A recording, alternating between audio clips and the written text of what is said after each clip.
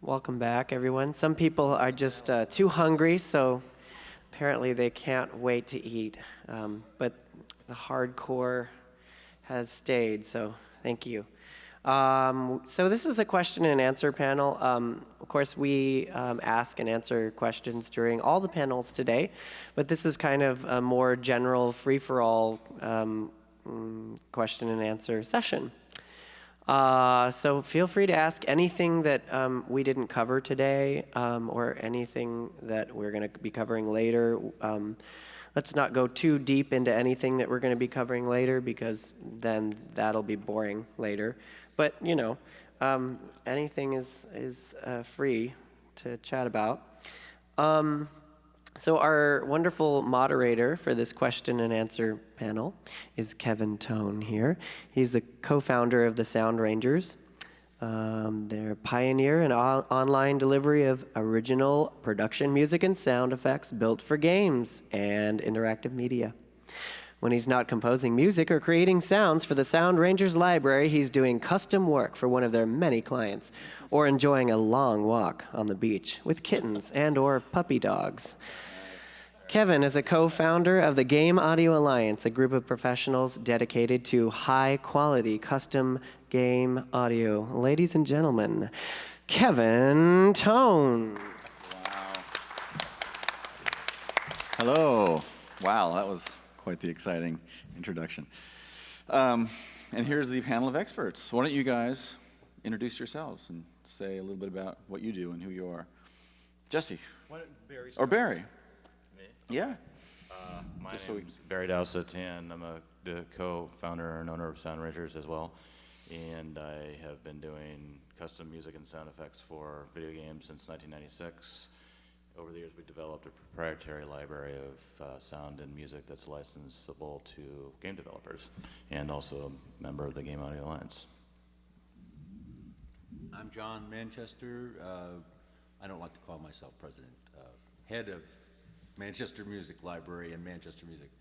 I have a music library that's been around for 20 years, and before that I wrote, and I've been a professional musician for 49 years and done everything from played on big rock tours to writing and publishing 600 pieces that are heard still today, a lot of them worldwide and all that kind of stuff.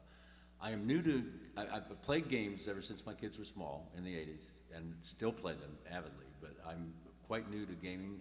I'm here because I think that games are a fantastic place for composers to do their art, and so that's it. And I, in addition to composing myself, I represent a lot of composers from New York and London, LA, Paris, and also all the places in between.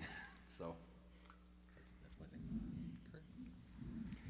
Hi, I'm Greg Ron. I have my own sound company, Sound Minds. I do sound and music for games and voiceover.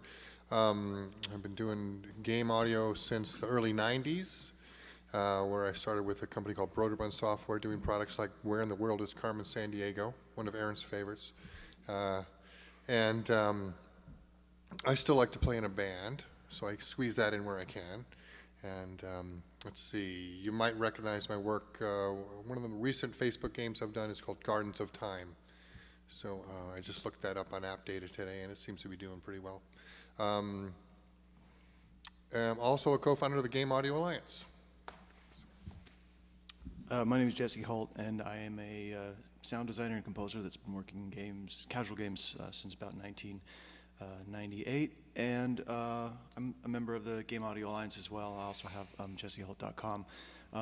But we do lots and lots of game music and sound effects, but I'm also starting to move into film scoring in the last year and a half, which has been, I think all the things that I've learned in game audio about having a small footprint and emoting graphics and that sort of thing has really helped to work to my benefit in working with films. So anyway, I'm Jesse. All right. So I was just going to open it up to questions, but I wanted to start off with a question that you guys have probably all been asked 1,000 times in the last couple of days. What are your rates? I mean, how do you go about determining what you charge, the criteria, the difference, the range, the scale, all that kind of thing? You just dive right into it, yeah. You don't have to be, I mean, be specific as you want or not specific, but, you know, how do you come about when someone walks up to your table and says, how much is this going to cost me? I'll just preface the statements that are going to come after this, but this is something that, you know, as you guys in the audio alliance know, that something that comes up all the time, and it's one of those things that people don't want to share that kind of information. Right. Because they're, you know, But people, yeah. if they're undercutting people, then they don't want it to be known that they're kind of like doing that thing. So did we ever agree that there was, or come to a conclusion whether or not there was a standard for a minute's worth of music? Or well, it's more like what's the criteria sound you effect? put into determining the price? What are the variables when someone says, hey, I need sound for my game? You know, what are some of the criteria you would say, okay, well, what is it? How much sound? How many tracks of music? How complex is the music? How complex is the sound? What type of game is it? You know, those kinds of... That's exactly what we ask. That's the question. Well, I can speak a little to that. I think part of the problem is, first of all, what are we talking about? An orchestral score, or is it an 8-bit, 4-channel, 4-voice arrangement of a melody? Those things require vastly different amounts of work and time to produce. So you got to kind of quantify what that is, first of all. And I think another part of the problem is, for instance, when I first got started, I had no idea what to charge. What do you charge for music? And so I asked around to various pros that I knew were doing it, composers I knew were doing it, and I heard different rates from, $1,500 per finished minute, you know, $1,000 per finished minute, and back in the 90s, it seemed like the $1,000 per finished minute was kind of like the standard. But again, it's all elastic because what kind of music are you going to produce and how long is it going to take you? And the other side of that coin is what the market will bear. What does the person who's paying the money have as a budget? And are you so busy right now that you can't afford to work for a certain amount, or are you currently not working a whole lot so you can? So it's all really flexible, and I think those are some of the elements that make it such an elusive thing to nail down. And that's unfortunately hard for developers because they want to come in and compare and see, who am I going to use here? And it's not like groceries where you can just go, okay, oranges at this store are so much a pound and they're so much a pound over here because of those variables. Mm-hmm. Any other questions? Is it ever too low? Is something just absolutely too low? Like, how do you won't go down there? I think free is too low. Free is too low. Yeah, I think again, it really... Free, amen. Yeah, free, yeah, right. I think it all comes down to what your production pipelines are. I mean, obviously doing, stringing acid loop libraries together is a far different production path than doing high-level John Williams-esque cinematic orchestral stuff. So for us, we have to take a look at what's involved, the time that's going to be involved, the complexity of the music, how much knowledge as a composer do I have to bring to the table to even get there? Am I the right call for doing hip-hop versus orchestral versus, bluegrass or whatever? So through all of that, we kind of make a determination on, what is needed, how much music is needed, get some sort of idea from the developer where we're looking at in terms of budget and so forth. And I think that, one of the things that you also have to take into consideration as a developer looking to hire a composer is, what are you going to get with the rates that you're paying? Because I think that in a lot of cases, as a composer, you spend years and years and years and years being able to even get to the point at which you can compose.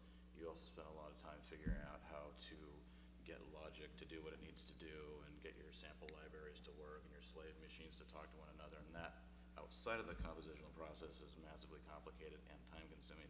So, and maintaining your gear, all that sort of stuff you have to take into consideration. And for me personally, it costs money to do music. I've invested my life into it. I've invested tons of money into it. I'm not going to do it for cheap ever. And so, for all you developers out there, just know that it's not something that I can just get out of the refrigerator and hand to you. It's like it takes a lot of work to do it right. And in the end, it adds stickiness to your game. People start to recognize that, wow, I really love this game. And part of the reason is because I'm, whistling Ravenwood Fair when I'm frying eggs in the morning. It's like, I'm going to go play it while I'm at the office. Now, why? Because I remember the game. Because there's, I wrote a melody, or the composer wrote a melody, and it's now very exciting to listen to and is helping to brand the game. So it's a lot of everything. I mean, we could sit here and talk about actual pricing, but, the $1,000, still to this day, the $1,000 is sort of the benchmark, and we see it go really low. We see it go much higher. We see it go way, way, way higher with film guys that are very well known that, are doing game stuff, and they can charge that fee because that's who they are. And you get sometimes new people coming in with a, to Mac Mini and a couple of GarageBand loops, and you may be able to charge $100 for that. But I think in the end, as a developer, you should recognize that having quality stuff is going to really add a lot to your game. Anyway, sorry, did I take too long on that? Yeah.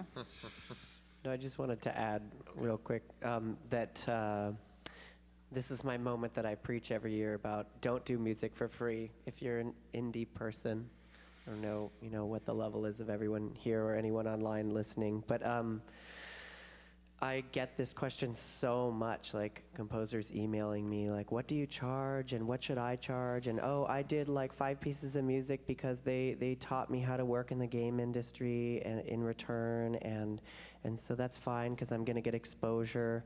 Well, I have news for you, exposure is a myth. Mm-hmm. Exposure is how good are you, with what you put out there. And if you don't believe in yourself to charge money for what you do, you're never, ever going to be professional. So if you keep waiting for someone to tell you that you're good enough to charge $500 or $750 or $1,000 per minute, it's never going to happen.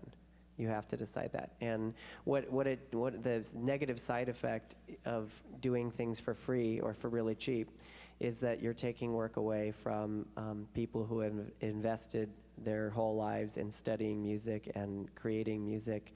And you are actually going to hurt yourself because down the road, music will not be worth as much if everyone works for cheap.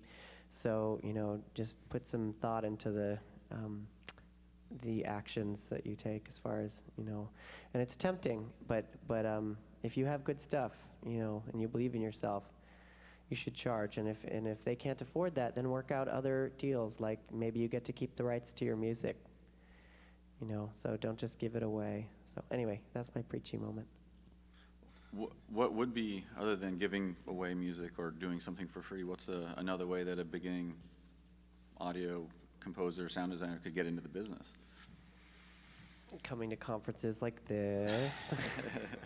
Really just networking, getting to know people, and having a good website, having a good active, Twitter account, anything and everything to get yourself out there and known.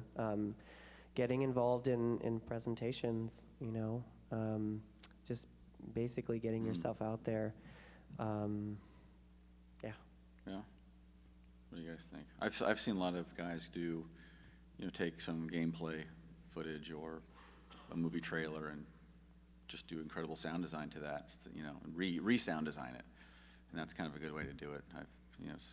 Get good quality graphics with their sound design so they can use that as demos when I've seen that too, and there are a lot of game developers that have forums on their websites, and you might think that those are simply for people outside of the company, but actually there are quite a few people within the company that are scanning those and looking for talent on there, and so if you already have an appreciation for what it is you're capable of doing, and you have an understanding of what fair rates are, you can go in there and represent yourself on some game developer's website and possibly get the job. But I also think that sometimes you may not get the job if you're too cheap, because they might think that you're right. amateur and too cheap. Right. Perceived value. Right. Thing. Yeah, you can be too cheap. It's possible. I don't even know what you said. You don't get the gig because you're too cheap. It's possible. It's all perceived value. Right. Yeah. I'm really here more to learn about this particular question than I have to offer, but I would just, add to what Aaron had said. Music rights are actually a huge issue, and as a composer, the rest of your life and your retirement is dependent on what you own, and that means a writer's share and a publisher's share, all of which at 2:30 I'm sure the ASCAP guy will get into that in more detail. But one thing I think for young people getting into something, if they're not going to work for too much money, is to try to hold on to as much of that as they can. And if you can get somebody to pay you maybe a low amount of money, but own the music after a period of time, then that might not be a bad deal, because you're actually not giving it all away. Yeah. And I can speak from personal experience. There is nothing worse than writing a piece of music that you went, wow, that's one of the best things I've ever written, and then realizing that you can't ever do anything with that again, and that you've got $500 or $1,000 or $2,000, and that's it. So, anyway. Another question. So how does one go about, for custom music, for hire, retaining the rights to different parts of it? Is that any ideas? I think that's a topic later on. I don't want to ruin too much of it, but Yeah. Basically it's just a question of representation. You need an agent, frankly, to help you to negotiate deals like that, because that's thorny territory. And you as the creative person don't necessarily want to get into conversations like that with the person that you're going to eventually be collaborating with on a creative level.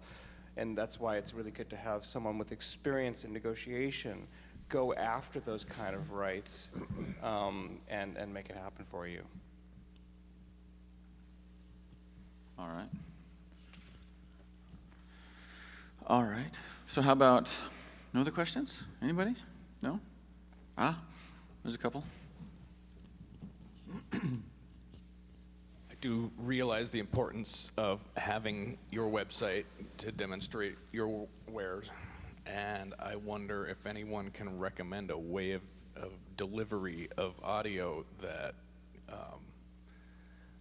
anybody worth their salt can capture audio streaming or otherwise on a computer, but what would be the most secure way that people aren't just going to download what you've got and then you have to go looking around for who's stealing your sounds?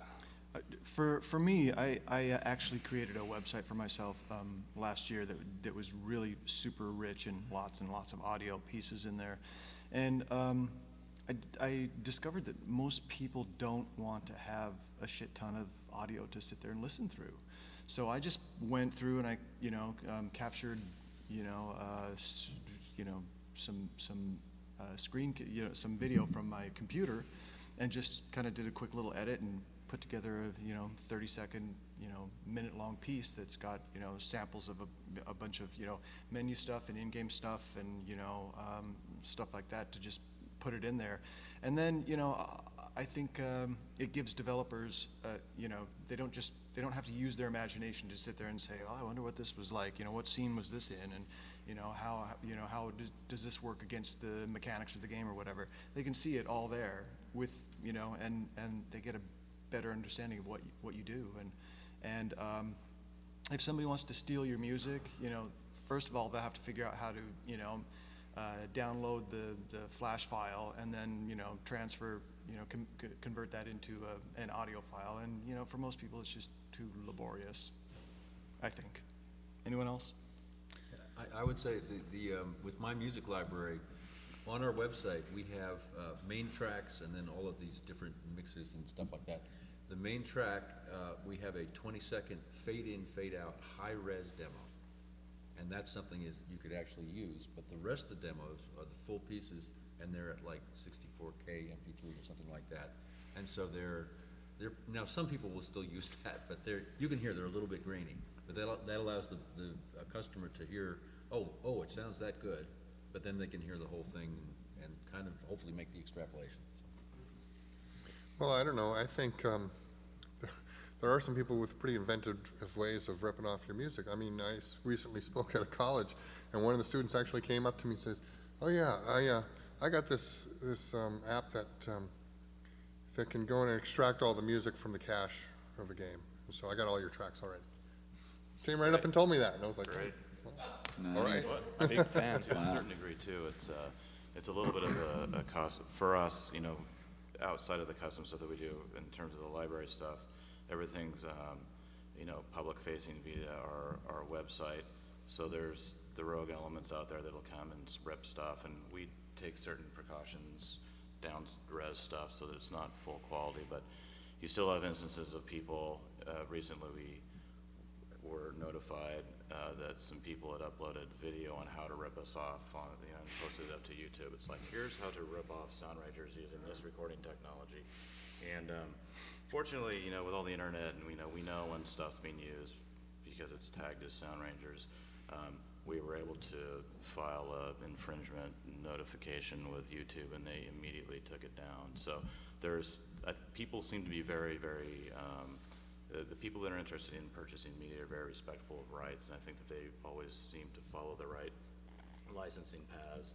In certain cases, you get people kind of illicitly doing things, and sometimes you hear about it, sometimes you don't, sometimes you can take care of it, sometimes you can't. So there is this sort of low-level thing of, you're in the internet medium, your stuff's out there via, it's not in the old days with CDs and stuff where it was a lot harder for somebody and wherever to rip it off. Now anybody with a little bit of recording technology can, pretty much, capture your streams and so forth. And if we don't know about it, there's not really a lot we can do. But, most of the people we care about always take really good precautions to follow the right licensing paths. Microphone. Can you talk a little bit more about tagging? Like what do you use? How do you do it? Is that more than just the tags on an MP3 file? In terms of tracking what comes out? In terms of tracking, yeah. Well, sometimes it's as easy as, we set up alerts, so when stuff is, people talk about Sound Rangers, whatever, it shows up.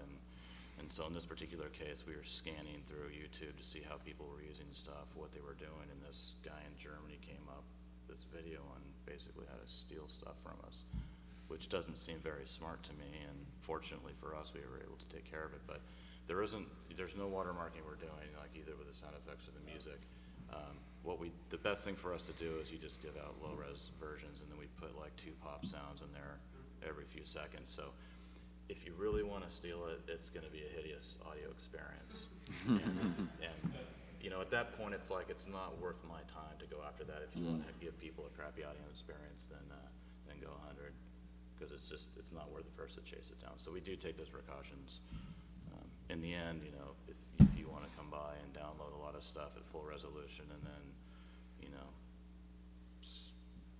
give it away or whatever, there's not a lot we can do about it.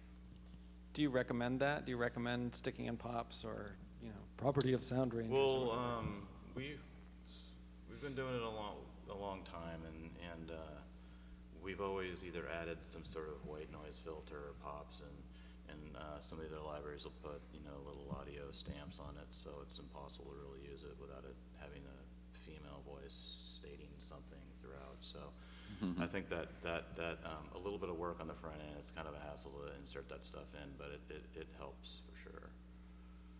And so if anybody has any better ideas, let us know for sure. I'd just add one other thing, which is that I don't lose any sleep over this issue, even though it is a serious issue. Any place that someone is going to use your music that is actually going to make money and it's going to have a high profile,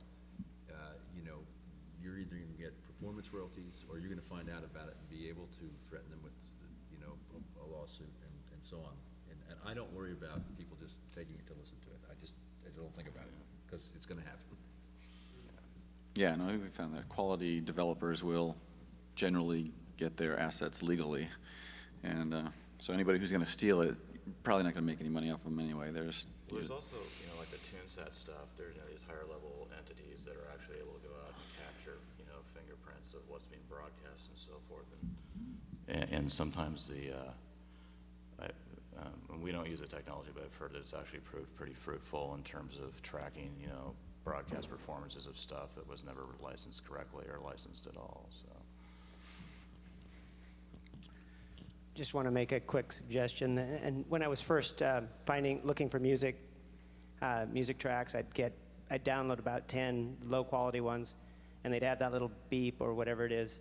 And I found that if I watched the waveform, I could find where I needed to cut from over here to put over that beep, so that when I'm showing it as to the potential, or to the producers, they wouldn't hear that beep. And I wasn't ripping it off. I just wanted to know, do I really want to buy this thing before? So I want to see it in the game without the beep. So there's something you could spend a little extra time, put the beep in the exact same place when you loop part of the background, so that someone like me can't, can't cut and paste from that. But I do want to, I would like to say also that compared to my other costs, getting sound effects and music is so cheap compared to all the art that I have to pay for to go into my game. So I just highly recommend just do it right and stay legal on it. It's worth so much to the game compared to, I would say sound, for me, getting the sound right and getting the art right. I think the sound has bigger emotional impact, and the art costs me so much more. So keep doing it, guys. Thanks. You're a hero. Yeah. Yes. Thank you. Yes. Awesome. Any other questions? Question? So how do you find out a game that you want to bid on to do? How do you know who's got a project that fits your skill set or what you're into right now? And I mean, not so that you can tailor a pitch and a demo for that project. Right. Well, that's just a result Experts? of your networking and who you meet and what relationships you Well, that's establish. like a reactive when waiting for somebody to call you, but do you ever go out and Well, yeah, like Aaron said proactively? earlier, you come to the conferences and you mingle and you network, and eventually you get someone who says, okay, I got this game coming up, here's a list. Give me a bid on it, and there you go. When I first started getting into post-production back in the mid-'90s, I remember one of the instructors of the course I was going through said, doing audio in post-production, and now I think in games, doesn't necessarily have to do, it isn't just about what it is that you're talented at as far as either a composer or sound designer, but it's also about your ability to network and represent yourself well. I think about that because it's actually, it's really important, and a lot of musicians and composers, they're kind of introverted, and reserved, and you have to develop a skill to be out, to be able to go and talk to people and represent yourself well. But I think these guys are right. It has a lot to do with networking and being able to just make a cold call or go shake somebody's hand or say this is what I do, and if I can help you in the future, take my card. Sometimes you just don't know about the games in development because it's all heavily protected and under NDAs and so forth. So, at least from what I've seen, I mean, we stay busy enough just having, people ask us if we want to get in on the bid process. But I know there's many occasions where there's heavily protected IP and you're not going to know about it unless they contact you. So it's a little bit of give and take. And hopefully, through your reputation and through your music, which speaks for itself, people will, in these situations will seek you out if they think you're the appropriate candidate for the project. Appropriate meaning, the particular style of music you do or the sound design work that you do is appropriate for the genre of game and so forth. And be prepared for rejection because you're gonna sign a lot of NDAs, and they're not all gonna come back saying, oh yeah, we like your work and you're gonna do it. It's just one of those things you gotta you just gotta keep persevering and try to keep making new connections. I would add something, and again, not really from the game business, but I think it is analogous. From when I was working at some jingles, I had done a very big, high-profile jingle for a stereo chain that's long out of business. And I heard a competitor of theirs on the radio, and their jingle was inferior. And I just found out who the guy was and called him up, and I said, I did this, you got that. I didn't need to be insulting. And he said, oh, yeah. And that turned from, I got his business, and that networked around to 3 more clients, and I ended up having a lot of business. And I think with games, that might be well, and I mean, I went up to one of the booths, yesterday, and a game that I happen to have played, which is a good game where the music I always thought wasn't quite up to stuff, and I just came up and gave them my card, and I didn't say their music was bad, but if you can come into somebody like that and then play them a demo of, something that's in that genre but is better, it might work. Another thing is when you make friends in the industry, whether it's the gaming industry or the post-production industry or whatever, people are always moving around from job to job to job to job.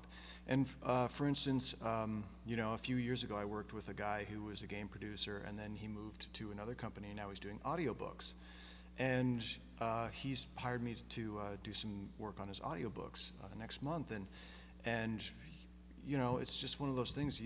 Don't burn bridges. Don't be an asshole to folks, and just keep contacts. And every once in a while, send out an email and saying, hey, I was just thinking about you, wondering if you what you're doing, or whatever. You know how to be gregarious and all that. But it is that people are always moving around in this industry, and there's always if you make a blip on their radar every once in a while, they're going to think about you, and they'll come back with you. I mean, it's happened to me countless times where, it might not even be something that I'm really interested in,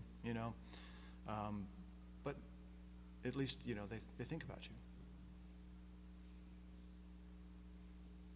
Awesome. Question? No. So how's the economy and the budgets and stuff affected how you approach games and going after clients and bids and all that fun stuff? Stump the panel. Well, I don't, no one has any money right now apparently, but so that's some headwinds to deal with.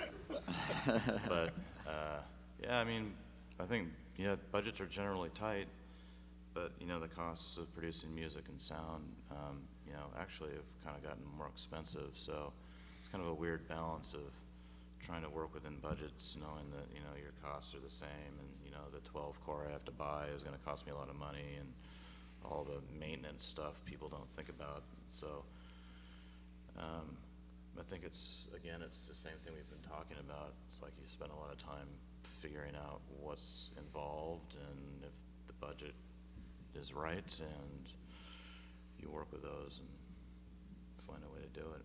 Personally, for me, in the last couple of years, I just sort of downsized my life, and would rather sort of downsize my life a little bit and still be able to, keep prices at a standard for me, and a standard that is also, sort of recognized by other audio designers that I know, and I think that's important.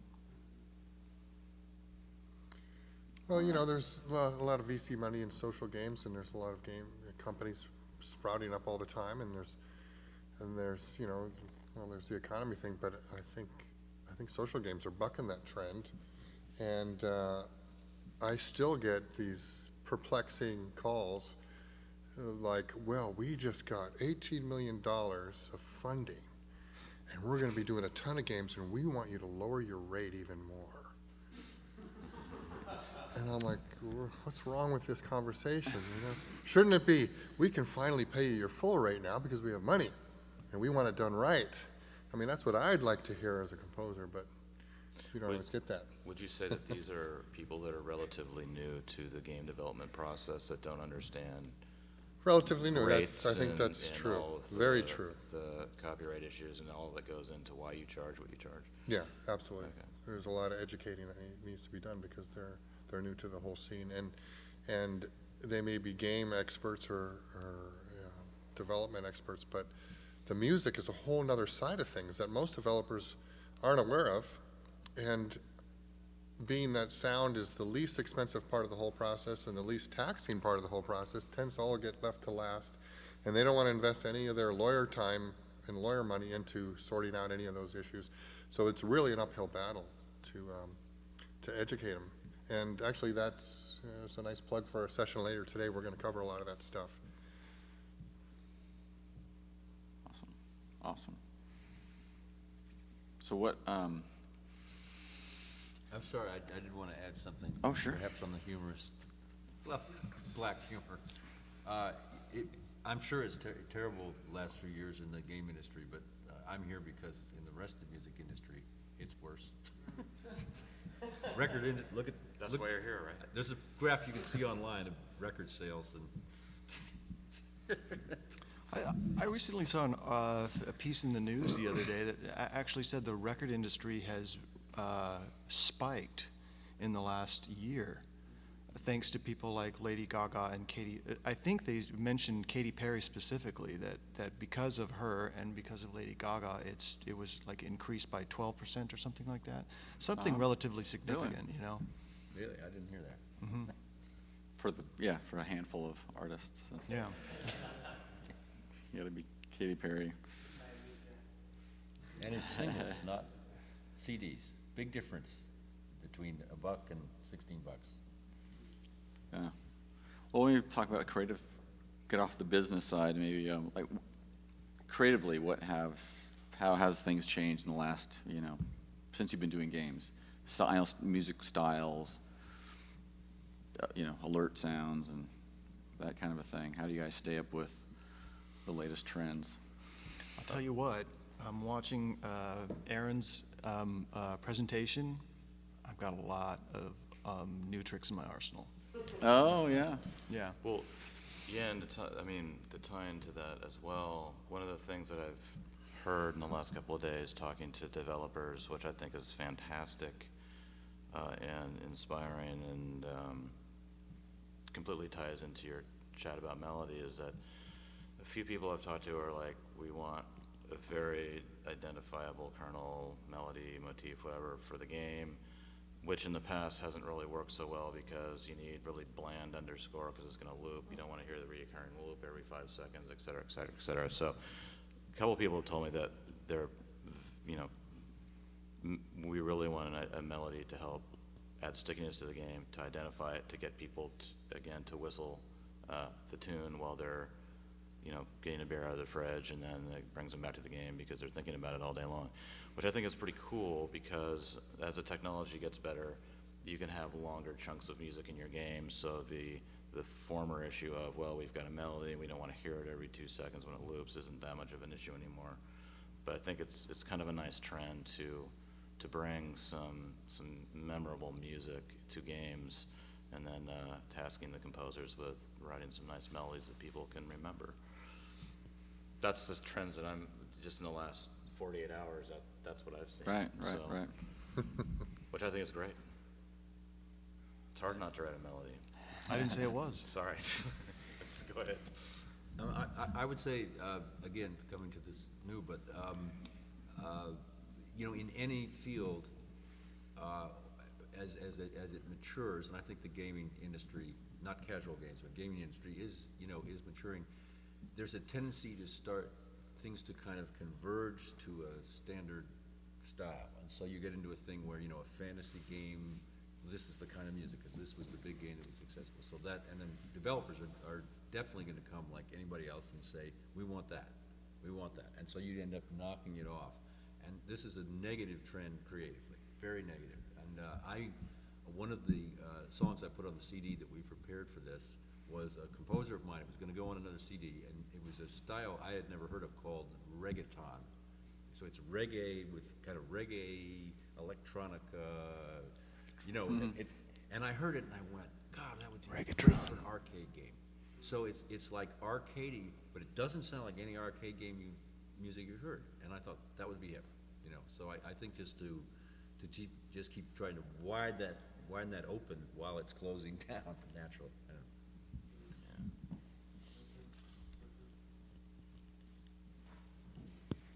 I just wanted to say, I completely agree with you, and something that I've seen in the casual games sphere over my 5 years being a part of it is there is that cookie cutter mentality, and it's more than just music. I mean, I can't speak to all of those other things, but it happens in themes, it happens in types of games. So it's like, this is a match 3 game, and this is a hidden object game, and that's fine, but it gets to a level that's like, it just destroys creativity, and that's fine. But I think if you want a game that really stands out, you want it to sound different. than the other games, or else it just blends in and it's just like a copycat.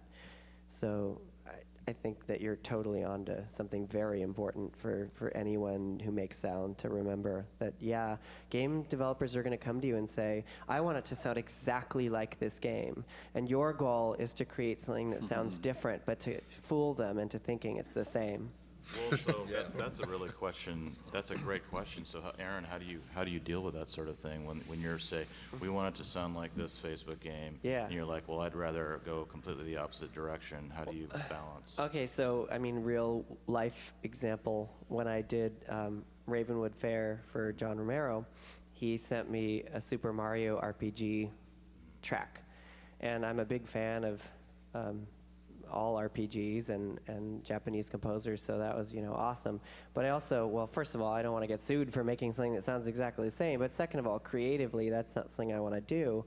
So what I did is I took elements of that song, like, okay, these are, like, this is how many seconds it lingers on the A theme before it goes on.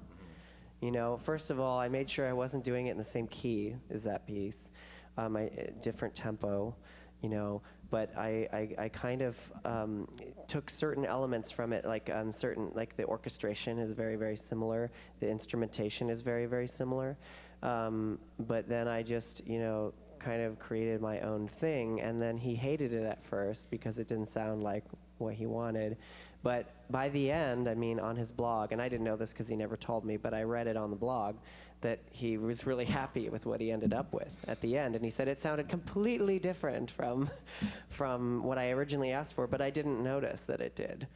It was just like, I thought, it was great. And then you go back and, oh yeah, my original idea, it's not like that at all. But whatever you can latch onto, for me, it's a feeling. It's really hard to put into words what that is. But for Ravenwood Fair, it was like, it has to be cutesy, cuddly, foresty, Renaissance fairy, and I just took those ideas and came up with, we came up with a lot of melodies for that before sticking to one. But I don't want to make something that sounds exactly like that track. Well, it's an interesting comment too, and he probably didn't realize he was going to get taken down a different path until he heard where it was going. It's like when you start composing a piece of music and you have an idea of what you're going to do, and then you end up in a different ballpark, but it's cool.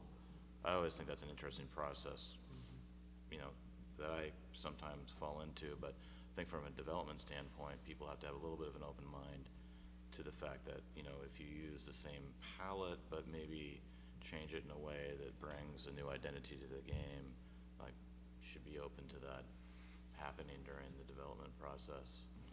Accidents are wonderful. Yeah, exactly. And never think that you know exactly what you want, because that's when you're truly lost. Or never think you know exactly what you're doing either, because that's only at that moment is when you don't know anything. It's you're always keeping that open mind is good. I do want to add something. When I was doing lots of industrials, corporate things, back in the 80s, what I discovered was that I would write a piece of music and I would be really happy with it, and then I would just sell the client on it. And no matter what they asked for, if I thought I had something and if I could communicate my enthusiasm for the work that I just done, play it for them, and communicate that, sell it, basically, it worked a remarkable number of times. Because if people don't know what they like or whatever, then the composer's really excited. You got to hear this. It's up. It can work. Well, that's true, and sometimes I think game developers don't trust the composer enough, because if something's gonna work, and so it's like they might be tripped out that it's not exactly what they wanted, but they might be closed-minded to the fact that you hired the composer or the sound designer because we know what we're doing, and so it's about both. It's about a balance.